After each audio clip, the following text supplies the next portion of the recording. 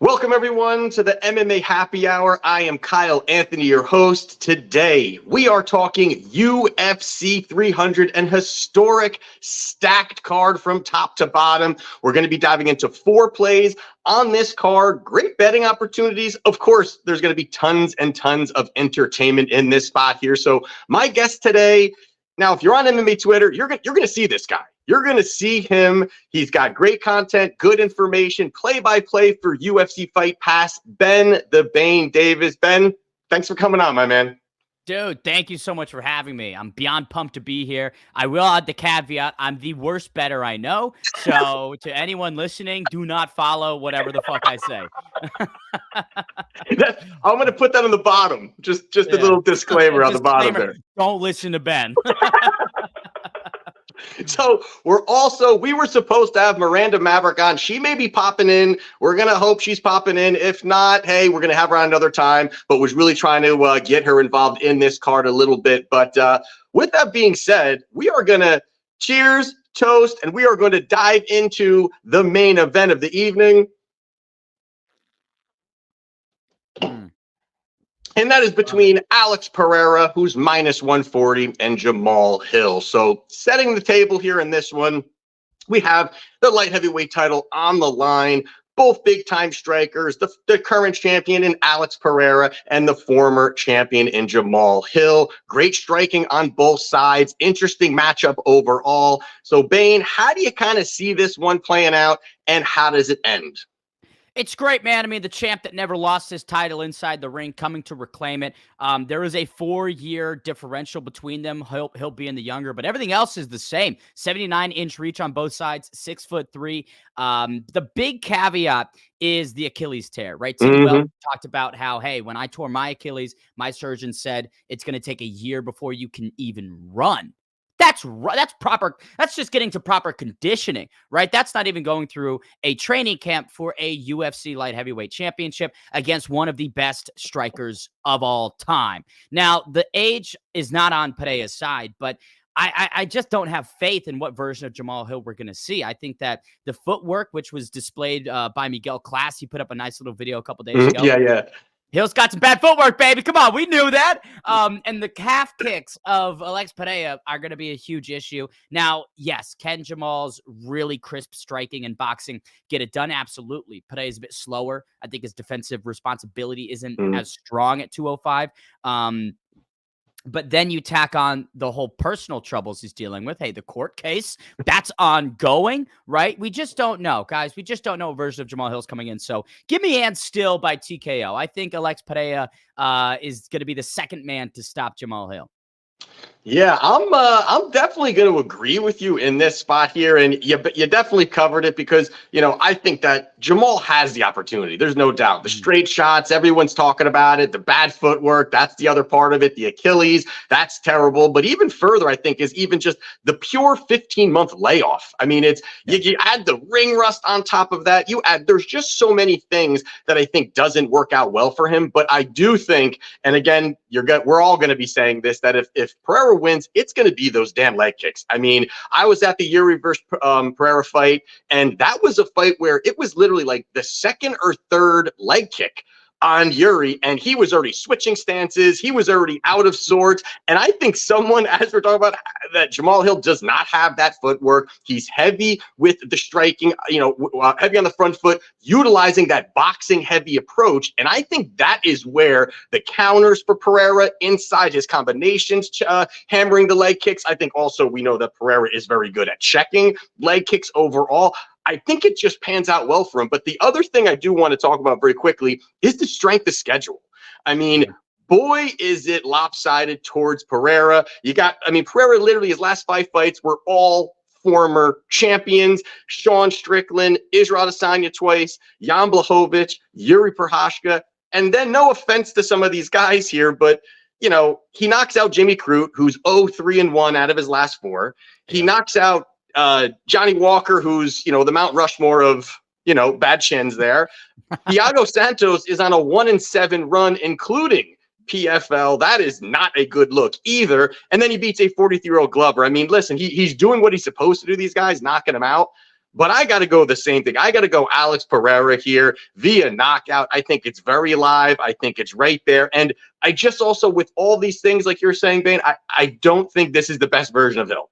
I just flat out don't think this is the best version of Hill. And also, it did sound like, and this could be, who knows how that all works out behind the scenes, but Pereira knew he was going to be fighting on 300. He knew very long time, where it didn't sound like Hill found out, and multiple interviews, he found out like days before the announcement. And then he was, obviously, is he recovered? Is he preparing? Is he training? No offense to some of these things that we see where he's a little bit out of shape. He's not the most built guy, but, that doesn't help either. So I got to go Alex Pereira here as well. We agree on the knockout. So that's going to be the main event. We agree. Let's see if we agree on this one here. And it is going to be between Justin Gaethje and Max Holloway. So this one here, you've got money coming in on Max Holloway. Actually, the money first was pouring in on Gaethje. Line got wide at like minus 250. It's come in tight a little bit here at minus 165 for the BMF belt here. Bane, how do you see this one playing out? I'm like a trout, baby. I've been flip-flopping on this one all week long. I'm really not sure. The former featherweight kingpin, Max Blessed Holloway, taking the time to properly bulk up. This is the big detail. He's taking the time to adjust to 155, whereas he didn't do that at UFC 232 against Dustin Poirier for the interim lightweight championship. So I think we're going to see a really solid version of Max. But at the same hand, Justin's been adding so many new tools. I mean, turning away guys like Rafael Fiziev, and then obviously TKOing Poirier in the fashion that he did shows that this isn't the Gaethje that was getting pieced up and tuned up by guys like Eddie Alvarez. So I really genuinely am not sure. I think the line is pretty tight on this. Yeah, 65 plus 140. It's a coin toss. I'm going to go with Max Blessed Holloway, because I think that the chin still stands. I know that we always like to joke about how he's got not only the most strikes landed in UFC history, but the most strikes absorbed in UFC history. But there's a reason that guy's never been knocked down. He just has an ability to take shots and roll with it or not let it affect him. He's fought big power punches. He's fought really high caliber guys. And I think the volume is going to be a big issue for Justin Gaethje as this fight progresses. It's not 15, it's 25. And yes, Gaethje can end a fight at any moment, but when's the last time that Justin Gaethje got a huge TKO outside of the Poirier one? Don't mention the Poirier one. Outside of that fight, he hasn't done that to many people in a minute, So I don't know. The odds of Max getting flatlined when he's never been knocked down, never been stopped with strikes, I don't think. I don't know. Give me Holloway later on the scorecards. That's what it's going to be. Yeah, I mean, this one, definitely is one where you're hearing, everyone's on all kind of sides here with this one. I mean, it's like some people doing it with their heart here. They love Max, what he's doing, what he's about. Gaethje, the BMF guy here. But, I don't want to talk about the Dustin Poirier fight.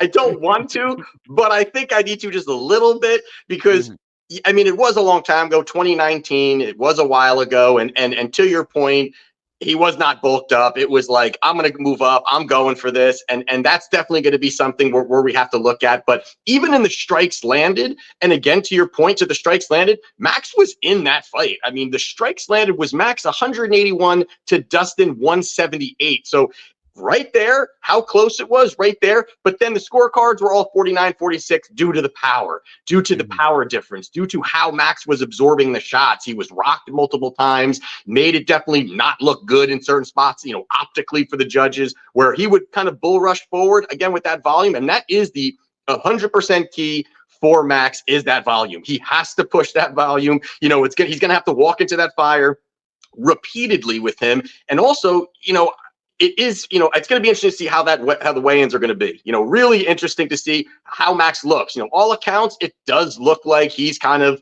really added that muscle. That's the key, added that muscle to it. Justin's a big 155er. He is not a small guy by any means. So he is definitely going to have that strength advantage. And also, to your point, we did knock out Dustin Poirier. Hasn't done that very much, but the last time Dustin Poirier was knocked out was Michael Johnson in 2016 and McGregor in 2014. So he is knocking out Dustin is definitely a little, feather in the cap there when you look at it. But I really think that this is a spot. If I'm taking a spot here, it's going to be Gaethje via knockout. I am going to go there. I do think that those leg kicks are going to be there for him. You saw it work. Volkanovski was able to chop away, and I do think that that's what's going to happen. But again, if this goes a little bit further, Max's volume is going to be there. And yes, he has not been knocked out. That is definitely another part of this where he's durable. He can take the shots. He's got great footwork. He's going to have to use all of those things. So in this spot here, I'm going to go Justin Gaethje, which is around the plus 155 mark, getting off the bigger number. But if this keeps coming in and, we're talking a minus 140 in that kind of range, I think the straight line is good here. But I can't blame anyone taking Max Holloway plus money. I can't deny that at all. I mean, come on. Like, unless your name's Alexander Volkanovski, you haven't beaten Holloway in years. Like, I think seeing Holloway with a plus next to his name is bewildering. Pinch me, wake me up. That's unreal. But I understand it due to the opponent. And yeah, like you said, if this line gets any wider, if I see Holloway trending towards plus 200, bro. Yeah. Straight up. That's and that looks like kind of where the line came in. It was like once Max hit like that 200 mark, then all of a sudden that's when people were like, we're taking this. We're betting this. I mean, and that's how it kind of started to tighten in, because the initial reaction pretty much to everybody was, make sure it's going, was that Justin Gaethje was just going to run through him. I mean, the initial, he's going to get killed. And I was never to that point, like, right. This is going to be lopsided. I just think that the power will be there. But again, Max Holloway at plus money is always going to be a good bet, and a value side in this, absolutely. So there, we're on the other side there. But we'll split. There we go. It's a fair one. So the next one we're going to talk about here is going to be Alexander Rakic. He's minus 125. We've got Yuri Prochazka at plus 105. Now, this is going to be many of these are going to be absolute bangers, great fights. Both these guys, high-level strikers, and it's going to be interesting to see really how Rakic kind of handles that unorthodox, awkward style of Yuri and how he's moving forward and all of these things that he does do and brings that power and just moves forward. And it's going to be interesting to see how Rakic is going to kind of bounce back from certain things. So how do you see this one playing out, and how does it finish? It's an interesting one because Rakic is the guy in the top 15 at 205 where you go, who? What? We haven't seen much of him. I mean, I remember distinctly where I was when he knocked out Jimmy Manuwa, and I thought this guy was going to be a huge player in the division. That was in 2019. And respectfully, he hasn't shaken up many waves since. Now, I respect his skill set. I think he's pretty well-rounded. I think the grappling that he possesses is problematic. He's got some really good leg kicks that he displayed against, guys like Anthony Smith. But then his last time out was May of 2022, and Jan Blachowicz TKO'd him, right? So I'm like, I don't really like what I'm seeing in the resume. And Yuri Prochazka, like you said, unorthodox. Worst bag footage I've ever seen. Worst, like this guy on pads looks like day one white belt. What is he doing? I don't fucking know. But I'm still gonna bet on him, of fucking course. Like the samurai himself, Yuri Prochazka. I think this is a big bounce back opportunity. I don't think Rakic is as dangerous as Alex Pereira. And in that fight, Yuri was having success until he was clipped. And like you mentioned, the leg kicks caught up to him. So can Rakic win? I'm not discounting him 100%, but have not fucking seen the guy in many moons. So give me Prochazka, comeback fight. I know he's older. I think he's 30? I know he's 31. He's in his prime. He's going to fucking kill him. just that alone, he's fucking killing him. He's dead. He's dead.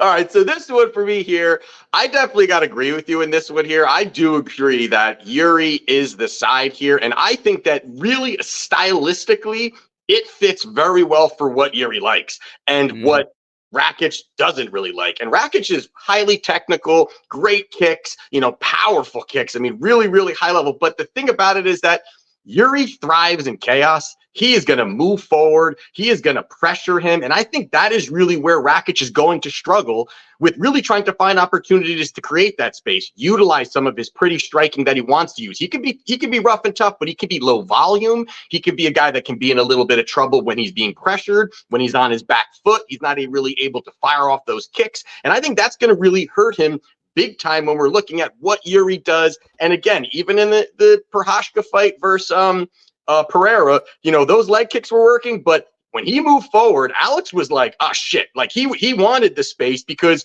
how wild, how the awkward style, the angles at which he throws combinations you can't really prepare for that. I mean, I don't think anyone's got somebody in the gym that just starts doing all the crazy shit that Yuri does. So I think that's also a tough thing for him to come around. And then the last part for me is the injury. He blew out his knee against Jan Blachowicz, and he has been out for 2 years. And this is another spot where we got to say, what's the bounce back? How does he look? This is a big spot for him, and he's coming back to fight probably the best fighter he's faced. And it's at a pick 'em price. It's tough spot to really say, yeah, this is, he's going to run away with this. I mean, the only outlier I think for Prochazka and that Rakic could have success is when Prochazka comes in, he is very hittable. I mean, he comes in kind of wild, and even that's kind of, I think, to the point of really where, Pereira clipped him, was kind of just coming in guns blazing, and one shot kind of hurt him. And that's really where I think could change certain things. But this injury to me is going to be interesting. Again, a big spot for him to come back, 2-year layoff. It's things that I do not like backing in any type of fighter here. So I like Prochazka here too. He's slight plus money. I think he gets the job done, and I think there could be the knockout coming. I love it. I love it. So let's go over the last one here. We got the ladies here coming in, and this is one that actually, it does. The big question here for Kayla Harrison was, how's she gonna look? Right, that's the big thing. Fighting at 155 pounds at PFL, been a monster over there, one blemish, and now she comes over here fighting at 135 pounds. Now, I saw some pictures and stuff of her today, putting on her gear, and she looks pretty damn shredded. Looks like she's made the weight, or not made the weight, but she's on her way. She looks in good shape. She has the muscle, and she did a couple test runs kind of thing. So how do you kind of see this one going down? You got Holly Holm. She's been the spoiler before at big underdog price here. So how do you see this one going down? Yeah, I mean, where have we heard this story where Holly Holm is up against a championship level judo practitioner? I feel like I've read this book one time or another. And, the big question is, yes, Kayla Harrison, can she make 135? That is a huge mystery about it. 155 to 135 is big. That's not a small fucking difference. And even at lightweight, she struggled with the likes of Larissa Pacheco, who, not to disrespect her, because, PFL does have some really credible fighters, herself one of them. But if you're not able to take down and consistently beat a girl like Larissa Pacheco, Holly Holm's fought the who's who, the best of the best. Now, I recognize she's had staggered results here. And the Myro Bueno Silva, sure, you can overturn it. That's a loss in my book. In my athletic commission, the Bain State Athletic Commission, it was a ninja choke loss. So it's not like Holly's bouncing off of some serious success. I just think that she knows what to do in this spot. She's fought better competition, and I don't know. It's a big moment for Kayla Harrison, and I don't think the weight cut is as good as people are saying it's going to be. So give me Holly at plus 320. Yeah, this was one where people right away, oh, this is a smash spot. This is going to be Kayla all day. This is going to be, and I can agree with that to a certain point because the path is there, the wrestling is there, and all those things are there. But the one thing that Holly does incredible is her movement. Her footwork and her endless cardio she needs to be on a bike going around and around in a circle around that cage, and she is completely fine doing that. She can work at range, utilize way better striking. Obviously, she is. She's 42, and I think Kayla's 33. So there is that wide gap in age, and once it gets to that age gap, it highly, highly, highly favors the younger fighter. But this is just a levels kind of thing here, and when you're giving me these kind of odds with Holly Holm, I kind of think it's actually going to be, if she does win, Holly, I think it'll be a decision. I don't see her putting, Kayla away, which I'm assuming, which I haven't even looked at the line on the actual points, but that's got to be plus 600 or something like that, her winning by. But I think that's her only win probability. She's not going to knock her out, not going to sub her. So I think that she can just be on the outside, 1-2 combinations, kick the leg a little bit, kick the body, move around, while Kayla's just looking to dive at legs. So it's not as clear cut as I think everyone's saying. Plus, to your point, is that, I've seen some great pictures of her online. Does not mean that, she has been able to squeeze all that out of her. How does that affect the strength? How does that affect the muscular, density at 135? You're cutting off 20 pounds. That is not, for a female, that is not a small amount, So I think, like, you think about the cardio, how it's going to affect her stamina. Like, all of these intangibles make a Holly Holm plus 320 price tag seem like a no-brainer, But I do understand the sentiment from people that go, "Oh, this is Kayla all day long." If she does get Holly down, it's probably game over. Right. And that's the thing. If it's one, it could be done. I mean, it's definitely, if she gets her down, I don't see her getting back up. But again, to your point is, how is her cardio going to be? How is her movement going to be? Is she going to be able to push that pace? Is she going to have that strength advantage? Holly's no slouch either. She's got strength. And then on top of it, she's got like an 80% takedown defense rate. So she's not even been an easy female to take down on top of that. So the pieces are there. And I'm also not going to go conspiracy theory here or, tinfoil hat for you. But do you think the UFC would love to see Kayla lose here? Or do you think they'd rather her win?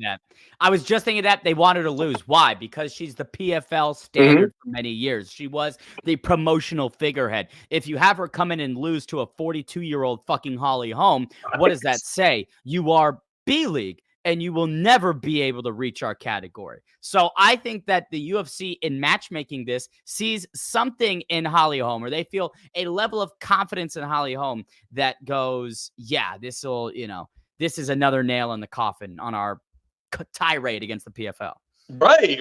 And that's, again, it's like, is that thinking too deep? But it's also like, they could have given her maybe an easier match. I don't know if there was something else that was out there that's, and I'm not saying even Holly is this really tough matchup, but the fact that she's just going to be on her bike and circling and moving and not stopping and not just planting her feet and looking to strike, that's going to frustrate the hell out of Kayla. So it's one that I am telling, a lot of people are like, oh, hey, this is a great parlay piece, or Kayla can absolutely go out there and run through her, take her down, and finish her. But this line is absolutely wide. The probability seems way off here. So I'm definitely going to be going Holly Holm as well. And again, not a huge play here, but this is definitely the value side, which we're looking for in this particular fight. So there you have it there. And let me... I got one last note on the Kayla Harrison. Her last fight was Aspen Ladd in November of 2020. Oh, that's the other one. Good point. Decision. Yeah, like, God, are you kidding me? You can't stop Aspen Ladd. It was just takedown after takedown, control time. And even on the feet, it almost looked like Aspen was having more success. Fight before that, losing in the championships to Larissa Pacheco on the scorecards. So people have this idea of Kayla Harrison. They think two-time gold medalist, and that is beyond incredible. She's a great athlete.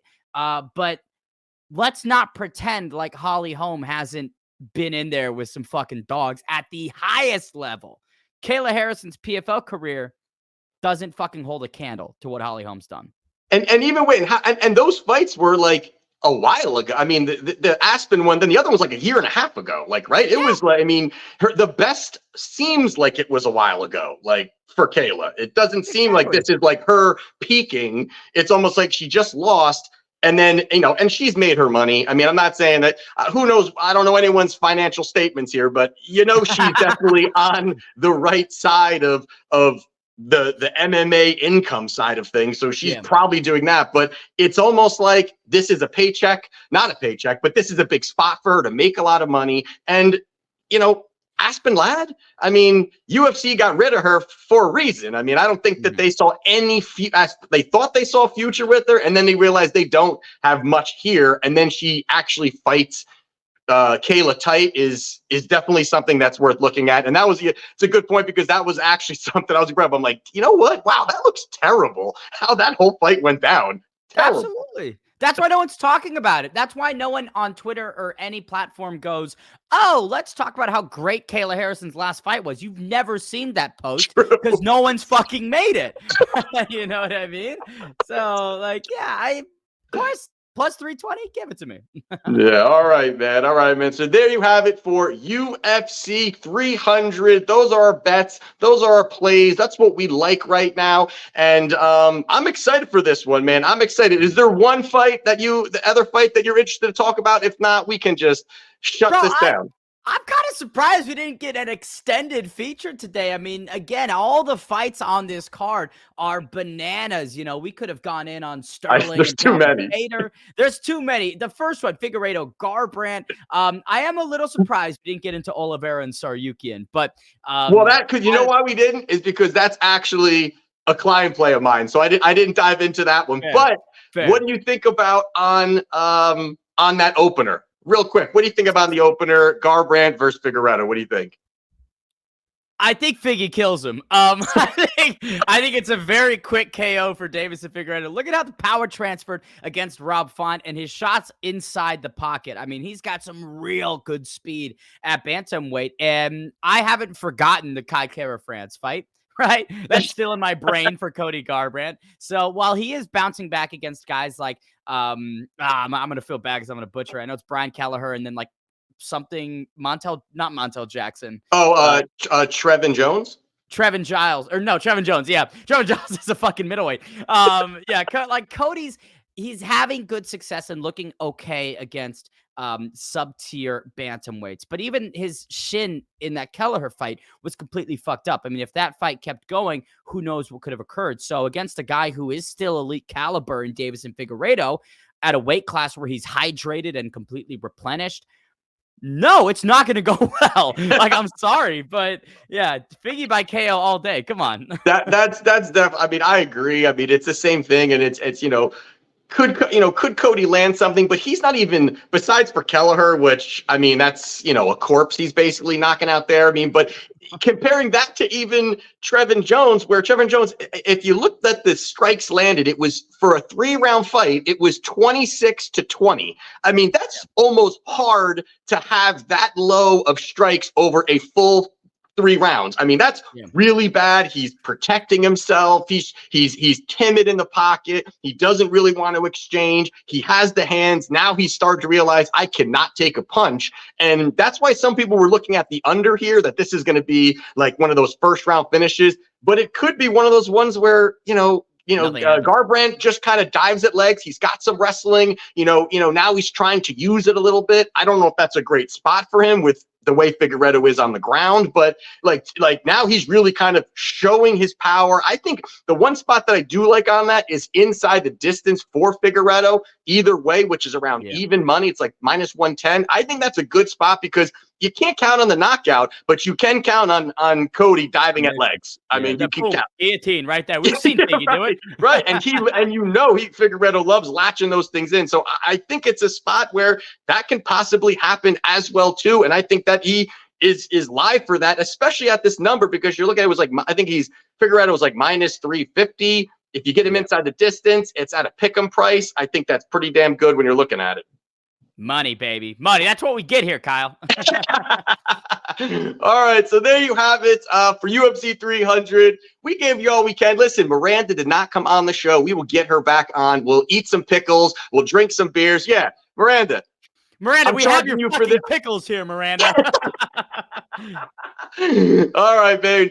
Thanks for coming on, buddy. We'll do this again sometime, and enjoy the fights. Let's make some money this weekend. Absolutely, brother. Thank you.